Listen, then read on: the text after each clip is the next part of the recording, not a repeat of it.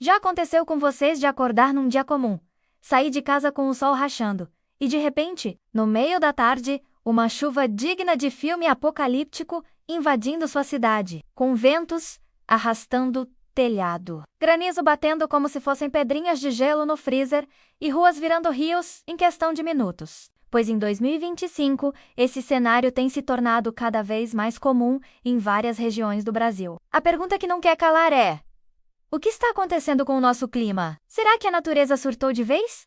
Ou estamos colhendo o que plantamos nas últimas décadas? Neste vídeo, vamos mergulhar nos eventos climáticos extremos que vêm sacudindo o país, das enchentes no sul, às secas no nordeste, das tempestades no sudeste, ao calor sufocante no centro-oeste, e entender por que os especialistas estão chamando isso de tempestade perfeita. Para começar, vamos entender o conceito de tempestade perfeita. Esse termo não é apenas uma frase de impacto. Ele se refere a uma combinação rara de fatores que, quando ocorrem ao mesmo tempo, geram um evento de grandes proporções. No caso do Brasil, em 2025, estamos presenciando o encontro explosivo entre três elementos: El Niño, muito ativo, aquecimento global intensificado e urbanização desordenada.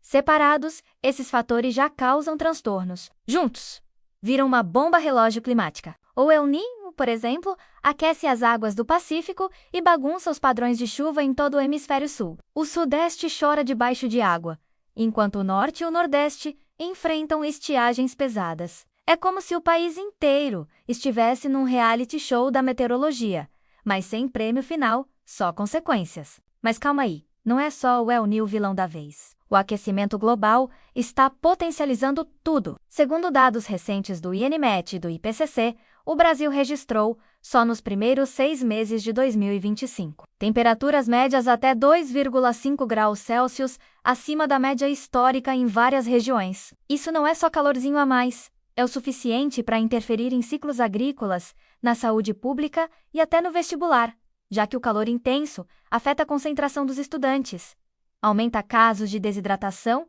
e muda a rotina das escolas. Agora, junta isso com cidades que cresceram sem planejamento, cheias de asfalto, com pouca vegetação e sistema de drenagem ultrapassado. Aí, meu amigo, temos a receita completa da tempestade perfeita. Um dos efeitos mais sentidos pelos estudantes em 2025 foi a paralisação das aulas em várias cidades por conta dos eventos climáticos. Em Porto Alegre, escolas ficaram semanas fechadas por causa das enchentes históricas no mês de março. Já em cidades do interior da Bahia, a seca prolongada fez com que os municípios decretassem estado de emergência, afetando até a merenda escolar, que depende de produção local. Enquanto isso, em São Paulo, as tempestades repentinas de abril causaram alagamentos tão intensos que o transporte público entrou em colapso, atrasando alunos e cancelando provas. É o tipo de interferência que não está no edital, mas que muda completamente a preparação para o vestibular. E não adianta só reclamar do clima, porque ele está nos mostrando, com força total, que a forma como ocupamos o espaço urbano e usamos os recursos naturais cobra seu preço. E se você está se perguntando, tá, mas e isso tem a ver com redação? A resposta é: tudo! As mudanças climáticas são um dos temas mais quentes, com o perdão do trocadilho, dos últimos anos. Elas se encaixam perfeitamente em eixos temáticos como sustentabilidade, meio ambiente, desigualdade social e até infraestrutura urbana. Um exemplo de repertório que pode ser usado é a teoria do risco moderno de Ulrich Beck, que fala sobre como a sociedade atual cria seus próprios perigos. Nada mais atual do que isso, né? Além disso, dá para citar o Acordo de Paris, a Agenda 2030 da ONU e até o impacto das queimadas na Amazônia, como reflexo de políticas ambientais frágeis. Repertório de sobra para quem quer mostrar domínio do tema. O que antes parecia distante, agora entra literalmente pela janela da sala de aula em forma de chuva, fumaça ou sol escaldante. E não dá para ignorar o fator desigualdade. Os eventos climáticos extremos afetam a todos, mas não da mesma forma. Em bairros periféricos, onde a infraestrutura já é precária, uma chuva forte pode significar perda total da casa. Em regiões rurais, a seca não é só uma dificuldade, é uma sentença que afeta a produção, a renda e a segurança alimentar. Já nos centros urbanos, o calor extremo é sentido de forma diferente por quem mora em favelas, sem ventilação, sem acesso a áreas verdes e com serviços públicos limitados. E por mais que pareça distante do conteúdo escolar, essa realidade está cada vez mais presente nos debates sociais e nos vestibulares, que exigem uma visão crítica e contextualizada do mundo. Falar sobre clima em 2025 é falar sobre justiça social, política pública e, claro, preparação para o futuro. Agora, vamos olhar para o futuro. O que especialistas dizem é que esses eventos não vão parar tão cedo. Se nada for feito em larga escala, tanto na adaptação das cidades quanto na redução das emissões de gases do efeito estufa, o cenário tende a se intensificar. As soluções passam por políticas públicas sérias, investimentos em infraestrutura resiliente, educação ambiental e, claro, ação individual e coletiva. Pequenas atitudes como preservar áreas verdes, evitar desperdício de água, separar o lixo e cobrar atitudes dos nossos representantes já fazem parte do processo. Mas o ponto principal aqui é que o clima deixou de ser assunto dos outros e virou parte do nosso dia a dia, da nossa rotina de estudos, da nossa redação. A tempestade perfeita que estamos vivendo é o maior chamado à consciência da nossa geração. Mas nem tudo é caos e desespero. 2025 também tem mostrado o potencial transformador de comunidades que se organizam, resistem e reinventam suas formas de viver com o clima. Um exemplo disso vem de escolas da região norte, onde estudantes participaram ativamente de projetos de reflorestamento urbano e hortas escolares, com impacto direto na temperatura local. Em São Luís, no Maranhão, um projeto piloto de telhado verde foi adotado em escolas públicas, e os resultados foram surpreendentes. Salas de aula mais frescas, economia de energia com menos uso de ar-condicionado e aumento da presença escolar nos dias mais quentes. Esses movimentos mostram que, mesmo em meio ao caos, há espaço para a ação inteligente. O estudante de hoje não precisa apenas entender o mundo, ele precisa ajudar a transformá-lo, e o clima virou um laboratório vivo para isso. Agora, respira fundo e pensa comigo. Como essa tempestade climática de 2025 conversa com seu cotidiano? Não é só sobre ficar preso no trânsito por causa da chuva ou sentir um calor infernal que derrete sua motivação para estudar. É sobre aprender a pensar sistemicamente. Um problema ambiental nunca é só ambiental.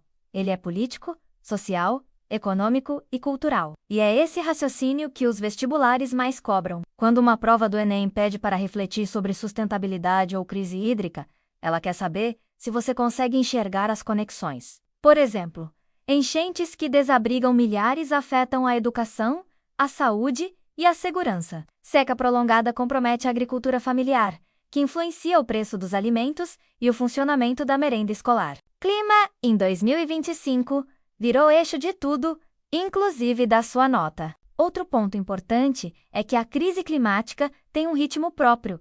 Ela não espera as eleições, os vestibulares ou o calendário escolar. Enquanto você assiste a esse vídeo, há cientistas monitorando o comportamento da atmosfera, professores adaptando o conteúdo em sala de aula por conta das faltas, e alunos que viram suas vidas virarem de cabeça para baixo por conta de um desastre natural. O que antes era visto como exceção, agora virou o novo normal. Chove onde não chovia, seca onde era verde, venta forte onde o ar mal circulava. Em 2025, estudar o clima é como tentar resolver um quebra-cabeça gigante, onde cada peça é afetada por nossas escolhas. E quanto mais a gente entende esse jogo, mais preparado a gente fica não só para a prova, mas para a vida. E tem mais!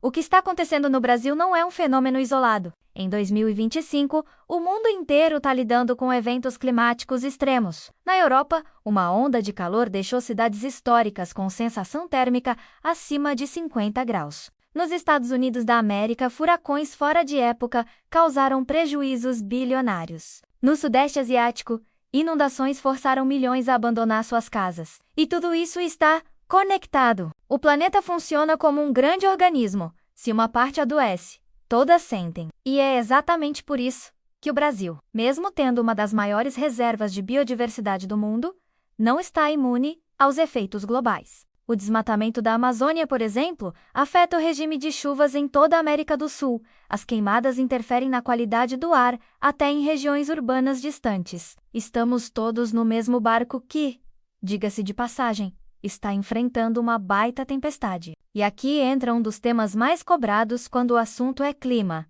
responsabilidade compartilhada. Governos, empresas e cidadãos precisam agir juntos. Só que no Brasil de 2025, ainda há muita resistência em aceitar essa corresponsabilidade, enquanto grandes empresas seguem emitindo toneladas de dióxido de carbono sem fiscalização adequada. Muitos governantes preferem negar os impactos ambientais ou terceirizar a culpa. Do outro lado, tem a população, muitas vezes mal informada, sem acesso à educação ambiental ou recursos básicos para se proteger dos eventos extremos. E é aí que entra o papel transformador da escola. Em vez de tratar meio ambiente só como conteúdo de geografia, precisamos discutir o tema em todas as disciplinas. Clima é também tema de redação, de biologia, de filosofia, porque pensar no futuro exige pensamento crítico e ação interdisciplinar. Se a gente quiser sair dessa tempestade com alguma esperança de equilíbrio, o caminho passa pela educação e, claro,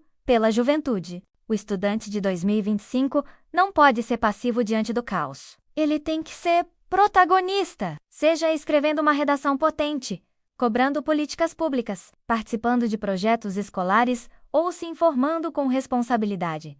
Cada atitude conta. Lembra daquela velha frase? A juventude é o futuro? Pois agora é mais urgente do que nunca. O planeta está gritando, os alertas estão acesos. E a pergunta que fica é: vamos ouvir ou continuar ignorando até que não dê mais tempo? Porque, sejamos sinceros, estudar pro Enem já é difícil. Fazer isso no meio de um apagão, com calor de 40 graus e som de sirene de enchente, é quase missão impossível. E ainda assim, muitos seguem firmes. Isso também é resistência. Então, se você chegou até aqui, já deu um passo importante.